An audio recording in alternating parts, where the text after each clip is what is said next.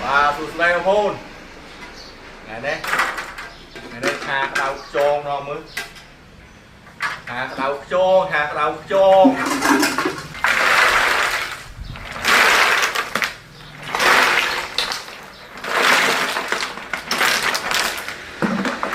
hạt đào tròn hạt đào tròn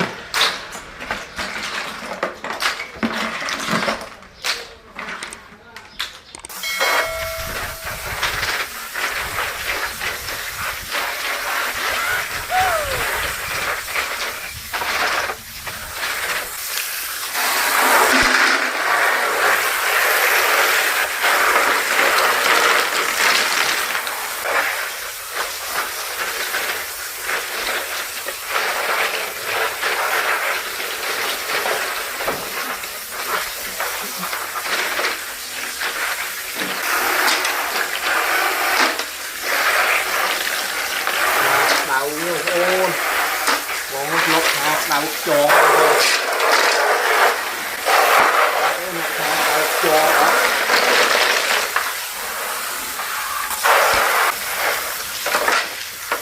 ôn nó lột hạt đào tròn thôi ngầu biết chưa vô sách phải sao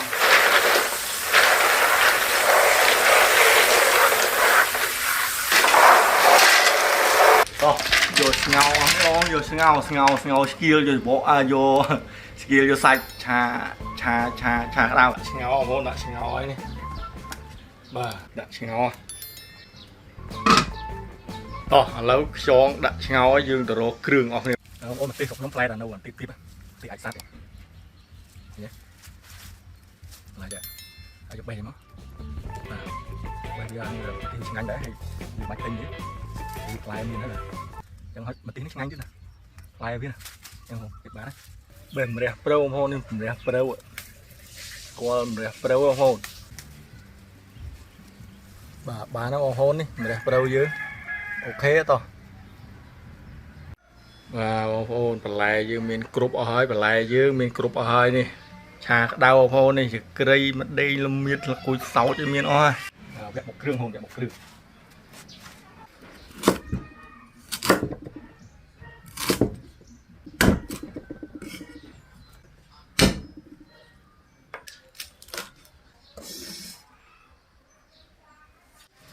tâm mà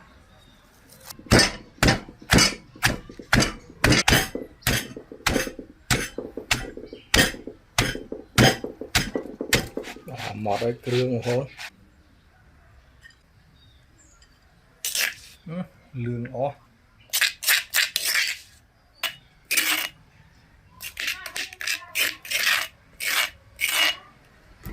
ok kêu hơi hơi ôn dương trăm bọc thì tới bà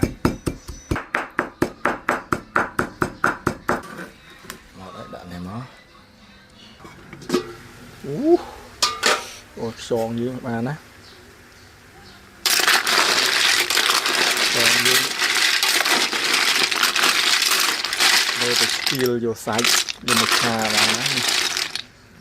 và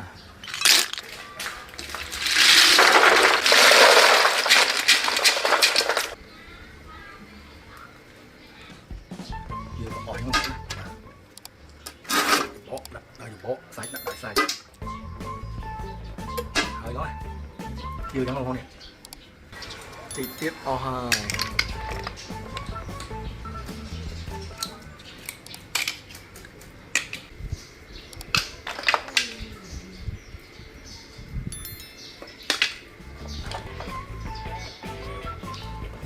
hôn đấy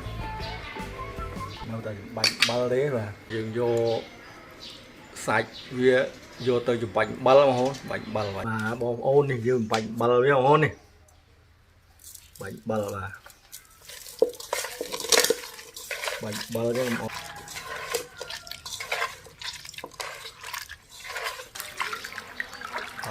bánh bal hai hôn liền rồi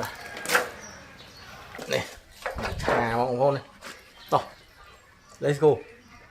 bột tại đây ông hôn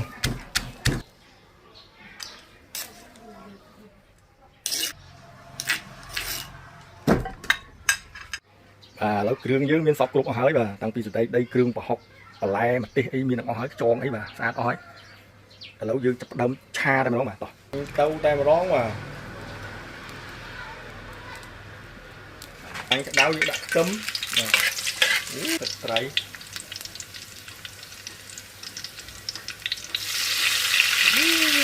ទឹកត្រីហើយស្ករ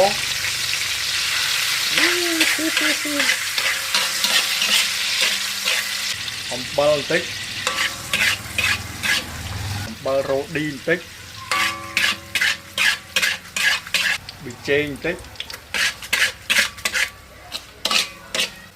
ប្រហុកអីចូលអស់ហើយគ្រឿងចូលអស់ហើយពេលនេះថ្ងៃចឹងដាក់លុកនេះចឹងមកវាដាក់ពីលទុំតិចមកបាទលុកបាទគ្រឿងយើងពុះកញ្ជ្រោលទៅចាក់ទឹកបាទចាក់ទឹកមាស់ឲ្យវាពុះហើយបានយើងដាក់ខ្យងចូលឲ្យវាឲ្យជាតិក្នុងហ្នឹង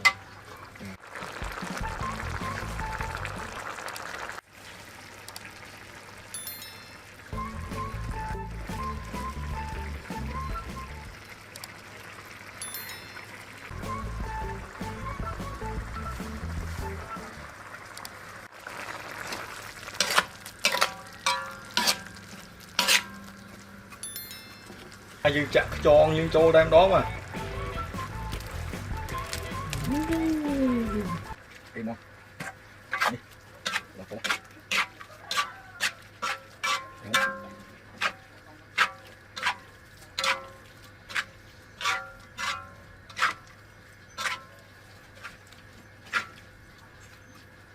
យើងមកវាទុកទៀតណា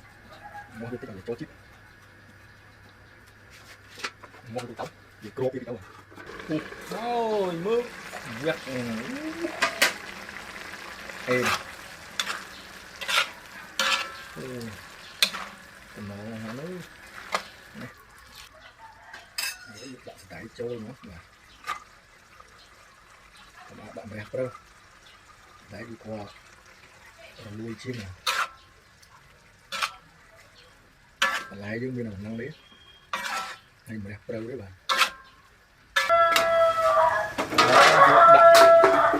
ដាក់ម្ទេសយើងដាក់ម្ទេសហើយនឹងនេះចូលមកដែលគូហើយយើងដាក់ម្ទេសហើយម្រះព្រៅចូលមកអានឡូវហើយឥឡូវក្លើមកហេឡូបងប្អូនមើលនេះមើលចូលឡប់មើលចុំមួយបាត់ទីបាត់đấy anh bà thà đấy hái ngay nhá ơi còn hái ngay ơi lúa mà lúa trong thầu đây ấy ngon hôn tao tiếp dương hộp ngon thế hôn mưa hộp ngon thế hôn tao nè rồi hôn ăn đây rồi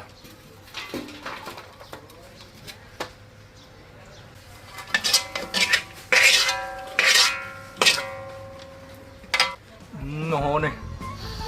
rồi người to từ lại hộp ngon thế tao bà người xua hôn ngày nay ăn bon mình ly nhà lâu hạt tròn chứ ăn đấy mà nên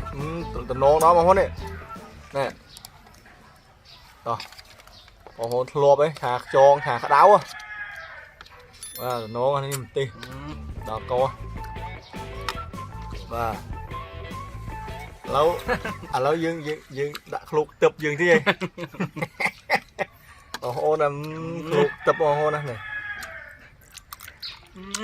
và đã ăn tích đâu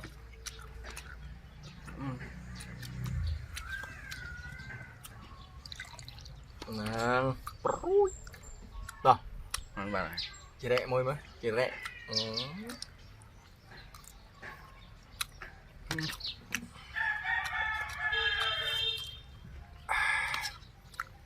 tí ai sẵn còn nó tí ai sẵn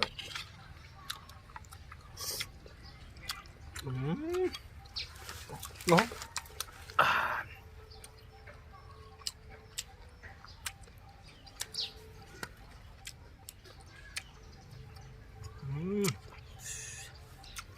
hiện dân sinh mà hiện ngồi này mà chả tục vú làm vú trong hạt buông hộp phải dùng hồi muốn ngục lấy ở nó oi mình vô trong không trong mưa tinh tuột pri tam nó vào lấy ốc đó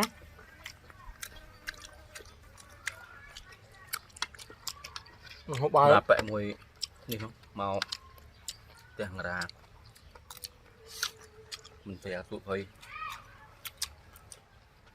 rồi mình nút tính không mà lâu mà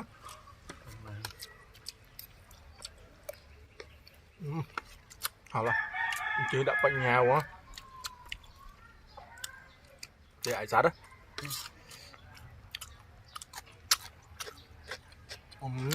ngay không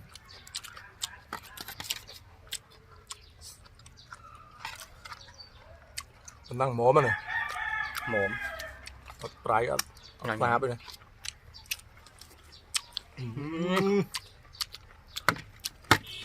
chi mổ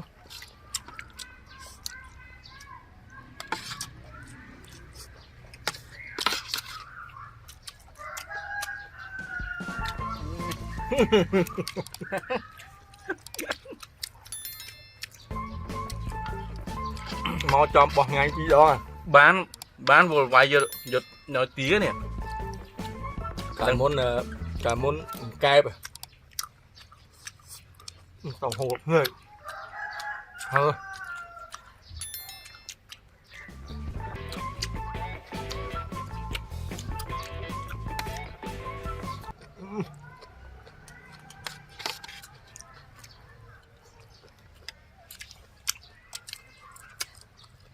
sao tha đó ô chầm bia bật tè mùi tầm nã á nè để thằng mình mau này nó mình chấm trong này nặng vâng chẳng là mình miền nặng nha mót ngại nha luộc tập mà không thôi ôi rồi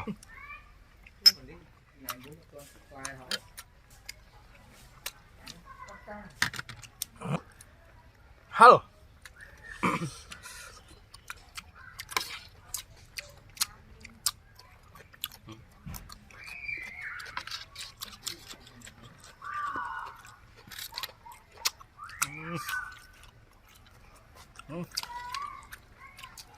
nó nhanh nhanh nhanh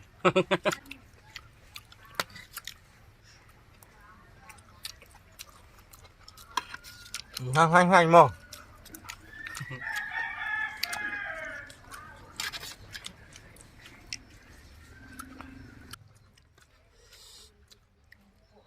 cái nước sai sai chiên à còn tròn dưới sai chứ sạch tàn được hai răng nha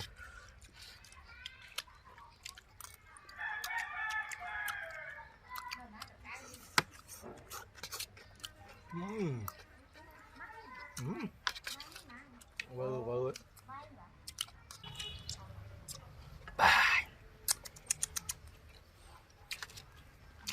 cái đại buông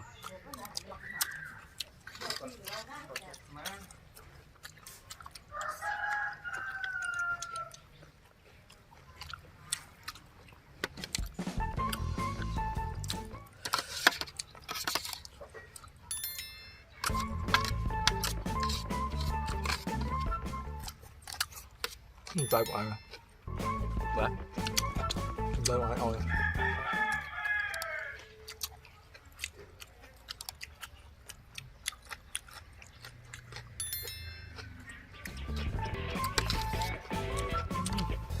còn sạch đấy bác nhanh tí rồi hai tiếng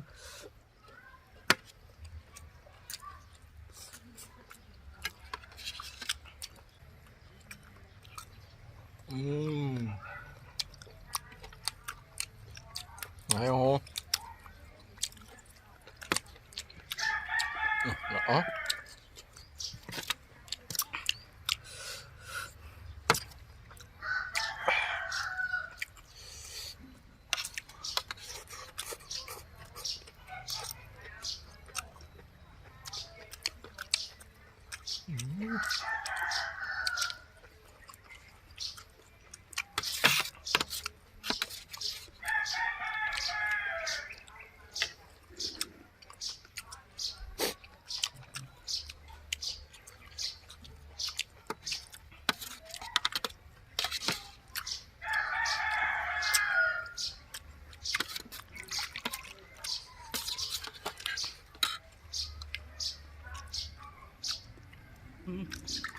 มา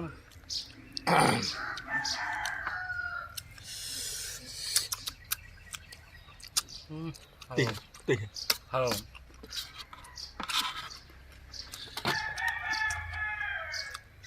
น่าจองสเตือđạm tiền nữa là lấy chọn chưa rồi cái em ắt bốc đi cho hộp cho mình hành ฮัลโหลเหรอ nó bằng ngào luôn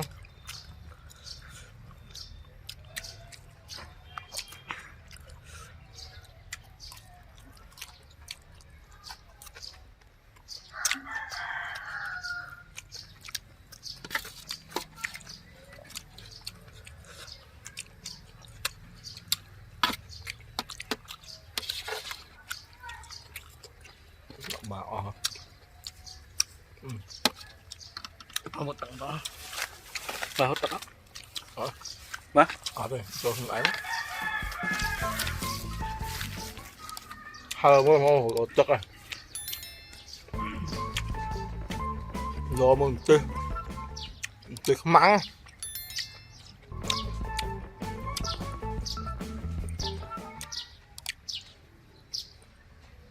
được mà cái ai sáng các bạn đã là rụt rò tật mò thôi rụt rò tật mò hắn làm tiếng đấy mình hôm đá đây nè cũng khơi trắng ngon hết á bạch nhà mà bị ai sát đó này bà ai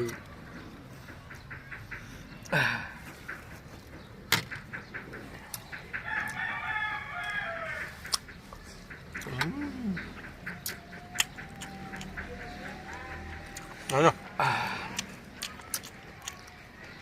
bạch làm còn tiên mà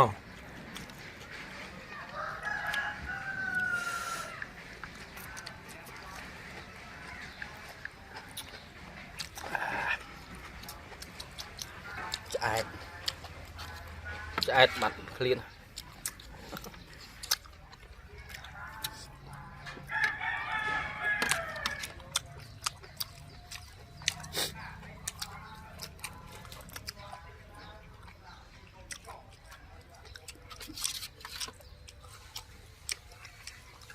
một món chăm xá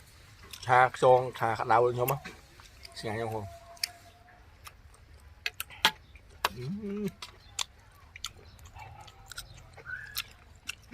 bị phải cậy nhá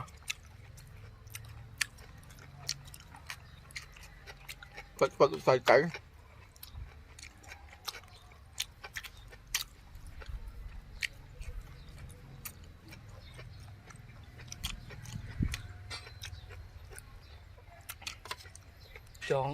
cho nó việc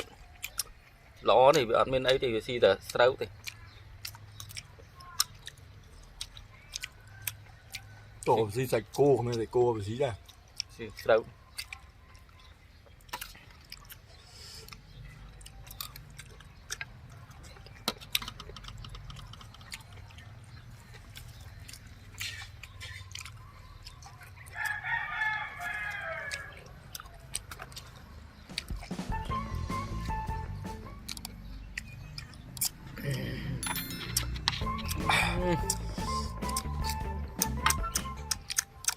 ngay tim không